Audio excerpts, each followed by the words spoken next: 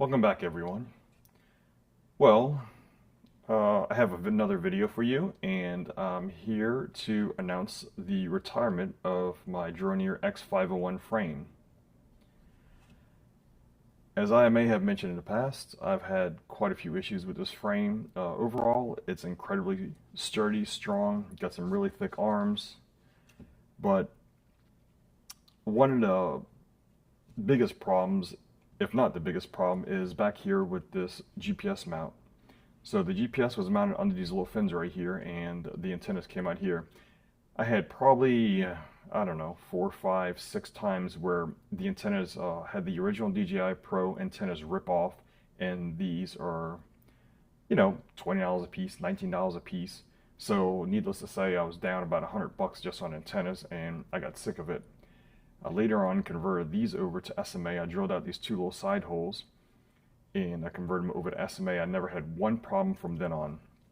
But the frame is still distorted. I was having problems with it popping off here. I can't get parts for this. I wanted to replace this. The rib nuts inside here that these screws go into, they actually just kind of pushed in there, and friction's holding them. But there's no part support, absolutely no part support. And while this has a potential to be a great ecosystem, it's not panning out. I don't know if it has to do with the tariffs or whatever, or how you feel about that. But anyway, so the X501 frame is now being retired. However, its spirit is living on in the frame of a brand new TanQ V2.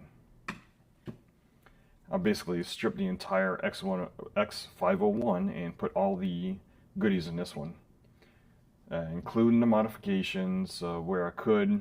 So, just something to note. I want you to take note of this. So these are both 5-inch quads, but here, let's do this. Look at the size difference lengthwise.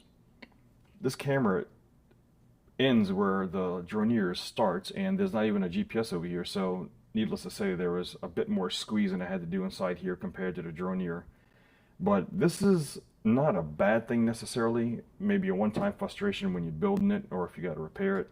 But from a CG standpoint and maneuverability, the more compact you have your weight, it's going to be more maneuverable this way. Most of these drones are fairly narrow anyway, so left or right, they handle great anyway, but a lot of them tend to neglect forward and rear. So it's not a bad thing, but you have to make do with the space you have, and then even use a few 3D printed parts, or in my case, a nice medicine bottle, and get your equipment on that you need. So just a few notes that I'd like to make note of this. So as I said, this is using the guts from the Droneer X501. It's using the all-in-one ESC here. It's got the flight controller here. And one thing to note, the power capacitor is up front here, whereas in a Droneer it was back here. So I actually had to flip this entire setup around 180 degrees. I have not yet set it up on beta flight, but I will. And the 04 Pro unit is now mounted upside down, and if you notice, there's little yellow grommets right here. So I specifically put those, the original design that I've seen. Something else to note, I couldn't find instructions. I could not find build instructions or suggestions or anything for this. So I just used a couple pictures that I found on a website, Rotor Riot's website, and I put it together. It's not that complicated. You know the general layout.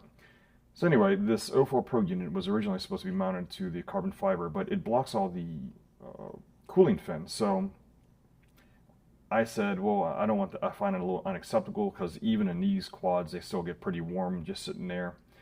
So I did grab some little gummies and with a longer screw, and I got the correct length. And so it's got a nice little 1/2-inch gap underneath there, plenty of wind flow. So this is an open side quad. Not a problem cooling. If you could see here, I have my antenna from my ELRS. Can you see that? Let's see. Yeah, The receiver's up here, and I do have a few extra wires that were from the original LEDs that were on the side plate. I'm going to keep those and maybe make a nice little bright LED on the side, or landing LED or something. I'll figure out in the future. So, keeping with my original modification of the Droneer, I had this GPS. I had to separate it from the SMA antennas because these are quite lossy. They're replaceable, which is nice. So, you know, you can get these for less than $10 a piece, cheap ones. But the GPS this is a really good GPS. Sirocom. Never really heard of it, but it's a good one. It locks on astoundingly fast and it works well, provided it's not next to these lossy SMA connectors. So I reused this little TPU mount that was robbed from my Flywoo Firefly 20 Pro, and I kind of modified it just a little bit so it could fit up there. It's nice and secure. I was worried about the battery, so yeah, that's quite interesting. So this is an absurdly large battery that I don't really fly with, although I have. And just to give you an idea, this is probably the largest you'll ever see in this. Now, something I was concerned with, and not just this ridiculous 2800 milliamp, my 1850s that I normally fly with, they are actually physically and weight-wise about equivalent to about a 1550, but you get a little bit extra. So I was worried about the CG on it, so even that one wanted to push forward. So I actually went and put this on a gram scale and measured, and believe it or not, the batteries need to be mounted towards the back to get a balanced CG, and that's a bit strange for me, because normally you would expect the battery to be right under the propellers, but due to the aluminum and other factors, no, the battery actually has to be mounted a little bit further back. So if you have the opportunity to get a gram scale and measure your quad, do it. Try to get a balanced CG. You'll give it very beautiful handling characteristics once it's set up properly. To be honest, any aircraft, unless you're specifically going for an aft CG, such as in 3D airplanes, you're going to want a center CG balanced. Okay, back onto this. So, reversing this, I basically had to come out of the front with the power connector. They had a fixed power connector right here. It was built into the frame, quite nice. I really enjoyed it, but I had some problems with the plugs wanting to slip out, so I had to pry those prongs apart to get it to have a bit more friction so my battery won't just disconnect in mid-flight. But anyway, I removed that and I soldered this plug on right here. It goes around the GPS. Shouldn't have any issues, should be fine. You know, in retrospect, it might have been a better idea to come out the side here, but we'll see how it works out. So, otherwise, this is the 04 Pro, and this TPU mount that they have here, I haven't figured out a way to tilt it to adjust the angle. So it looks like it's about a 20, maybe 22 degree angle, which probably is okay for me. I do some aggressive stuff, but the 04 Pro camera is quite a wide angle, so it's unless you're racing and you're flying at an angle, you know, like this, you shouldn't have that much of an issue. But the TPU mount, once you figure out how it mounts in and you get the correct length screws, that was a bit of an issue. But I have them.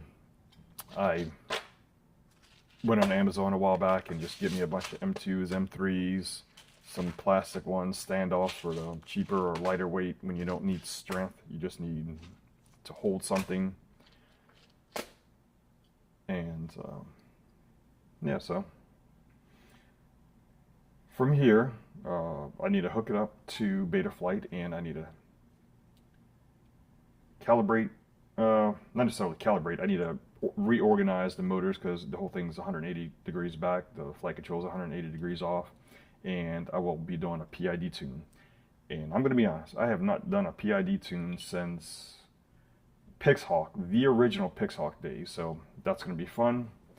I got a couple videos from Joshua Bardwell, Drone Camps, some good videos out there about how to tune, and then Betaflight even has an auto tune feature, although I don't expect that to get perfect, but maybe 90% there. Haven't tried it, but I'm going to dig into it. But later on, after I get this tuned, we'll go out, take it for a test flight. And I haven't decided if I'm going to make that separate video yet or not, because that's a flight video versus a tips and tricks. Anyway, oh, I nearly forgot. So, my antenna mounts. This never came with any sort of antenna mount. They do have some TPU options, and they did have an SMA, but only one SMA, and obviously the 04 Pro has two. So, what was I going to do? I thought about trying to order 3D print some, but I want it now. So I happen to find a nice medicine bottle, and these typically are hard plastic. You can't bend the plastic too much or they'll crack on you. But I cut it off with my Dremel, and I got a nice little flexible mount now. Actually, you know, it's quite. I think it should hold up. So I'll see. The SMA antennas back here, I zip tied it so they do have a little bit of movement allowed. You know, just look at my 2.4 and 900 megahertz and ELRS antenna. This is a dual frequency receiver I have in here, but it's not. It doesn't run both frequencies at once, only one at a time, and I might change that at some point. But you know, in an urban environment, the 2.4 gigahertz gets a little saturated, so you can switch over 900. Almost nothing runs at 900 these days. I hope you enjoyed the video. If there's any questions, be sure to put it in the comments below. And if you made it this far, you like my videos, like, subscribe, pass it on. So, well, have a nice day.